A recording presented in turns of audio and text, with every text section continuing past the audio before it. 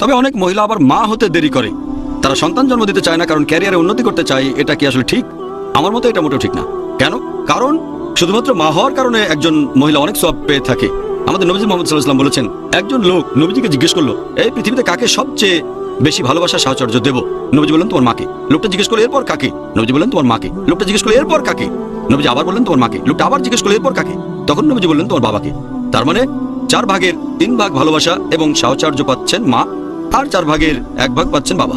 এক কথায় মা গোল্ড মেডেল পাচ্ছেন, সিলভার মেডেল পাচ্ছেন, আবার ব্রোঞ্জ মেডেলটাও পাচ্ছেন। বাবাকে একটা সান্ত্বনা পুরস্কার নিয়ে সন্তুষ্ট থাকতে হচ্ছে। 9 মাস ধরে মা আপনাকে গর্ভে ধারণ করেছে, বিনিময়ে 1 পাহাড় সোনা দিলেও শোধ করতে পারবেন না, পৃথিবীর সমস্ত ধন সম্পদ দিলেও শোধ করতে পারবেন না। এখন কেউ যদি এই মাতৃত্বকে ত্যাগ করতে চায় সামান্য কয়েকটা টাকার জন্য, মাত্র কয়েক হাজার টাকার জন্য, আমার মতে তার ব্যবসার বুদ্ধি খুব খারাপ। ভালো ব্যবসা জানলে সেই মহিলা বলবে, ভালো, এখানে সে অনেক হারাচ্ছে, সামান্য আয় করতে গিয়ে অনেক হারাচ্ছে। তাই আমি দেরি করে মা হওয়াতে একমত নই।